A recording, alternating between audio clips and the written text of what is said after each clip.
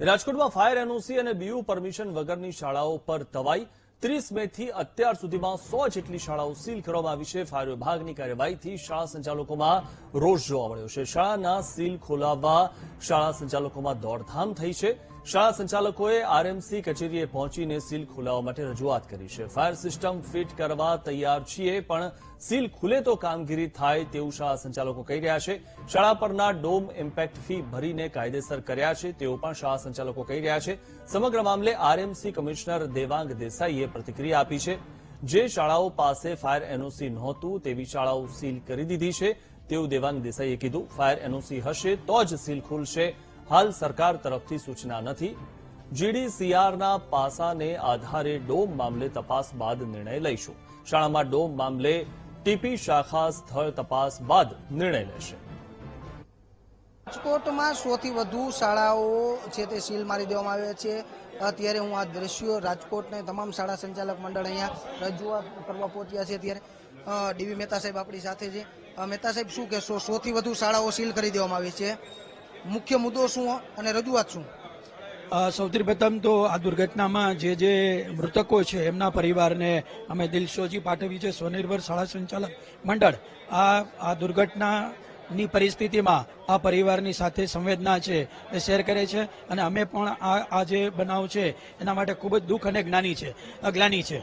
જ્યારે ખાસ કરીને અમે વાત કરીએ કે શાળાઓમાં સીલ લાગે તો શાળાઓમાં જ્યારે 2019માં તક્ષશિલા નો જે દુર્ઘટના બનેલી ત્યારબાદ મોટાભાગની શાળાઓએ ફાયરના સેફટી માટેની તમામ વ્યવસ્થા કરી છે। હવે જે અત્યારે જે મોટાભાગની શાળાઓને સીલ લાગેલા છે એ વખતે જે નિયમો છે એ નિયમોના અર્થઘટનને લઈને લાગેલા છે। પહેલો જે પ્રશ્ન છે 9 મીટરનો કાયદો છે। 9 મીટરના કાયદો છે આજથી વર્ષ 2 વર્ષ 3 વર્ષ પહેલા એનું અર્થઘટન જુદું હતું, આજની તારીખે જુદું છે। હવે ત્યારે અમે તમામ પ્રકારના સાધનો વસાવી 9 મીટર માટે જે યોગ્ય હોય અને એ પ્રકારે એનઓસી લીધેલા છે। હવે આજે એ કહે છે કે એ અર્થઘટન છે વ્યાજબીનું તો અર્થઘટનમાં હવે ફેરફાર છે, જેને ધ્યાનમાં લઈ અને મોટાભાગની શાળાઓને સીલ લાગેલા છે। અમે વિદ્યાર્થીઓની સલામતી, શિક્ષકોની સલામતી માટે સંપૂર્ણપણે કટિબદ્ધ છીએ, ક્યાંય બાંધછોડ કરવાના। તો આ શાળા ઉપર જે ડોમ લગાડેલા છે તે કેમ હટાવવામાં નથી આવતા? શાળામાં જે રીતના ડોમ ક્યાંક બાળકોનો જીવ લઈ શકે છે એવું નથી લાગતું? કારણ કે એ એક્ઝિટ દ્વાર પણ ક્યાંક બંધ કરી દેવામાં આવે છે। આવી અનેક શાળાઓ, હું કોઈ પર્ટિક્યુલર નથી કહેતો, મોટી જે અનેક શાળાઓ છે તે ક્યાંક વાંકમાં છે ને તેને કારણે બધાને દોષ આવે છે।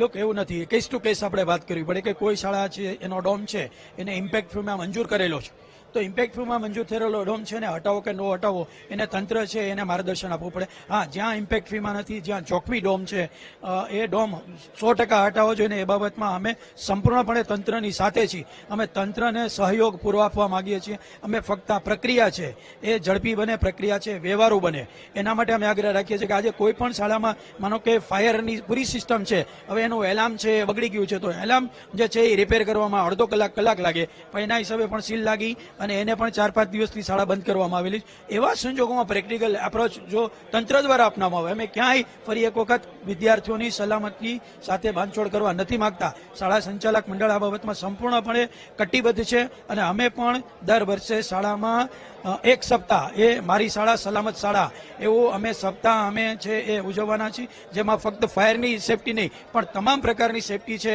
એના વિશે વિદ્યાર્થીઓને માહિતગાર કરે, અવગત કરાય અને એનાથી સેફ રખાય એની અમે સંપૂર્ણ વ્યવસ્થા અને સંપૂર્ણ વર્કશોપ કરવાના। પરંતુ જ્યારે આજની તકે 13 તારીખે ફરીથી શાળાઓ શરૂ થવાની છે, ત્યારે જો અત્યારે આ પ્રક્રિયાને ઝડપી નહીં બનાવવા અમે તો 13 તારીખે આ પરિસ્થિતિ છે ખૂબ ગંભીર બનશે, અને ફરી એક વખત અમે તંત્રની સાથે ખભે ખભા મિલાવી અને અત્યારનો જે આ સલામતીનો ઇસ્યુ છે એ સલામતીના ઇસ્યુમાં અમે તંત્રની સાથે રહેવા માંગીએ છીએ, પરંતુ સાથે તંત્ર પણ વ્યવહારુ અભિગમ અપનાવે, તંત્ર પણ જે છે એ કેસ ટુ કેસ જે છે એના ઉપર છે નિર્ણય લે, અને એના આધારે જેમ સીલ ધારો કે કોઈ ઘટના બને કોઈ સ્કૂલમાં તો જવાબદાર કોણ હોઈ શકે તમારા મતે? કારણ કે જે શાળા સંચાલક મંડળ તરીકે ક્યાંય એવી દુર્ઘટના આપણે કહીએ છીએ નથી બનવા, પણ ક્યાંક એવી બને તો આ સમગ્ર બાબતને જવાબદાર કોને માનશો? જ્યાં આવી દુર્ઘટના બને તો એ કેસનો અભ્યાસ કરવો જોઈએ। એ કેસના અભ્યાસમાં જો શાળા સંચાલક જવાબદાર હોય તો શાળા સંચાલક છે એને પણ જવાબદાર ઠેરવવામાં આવે, પણ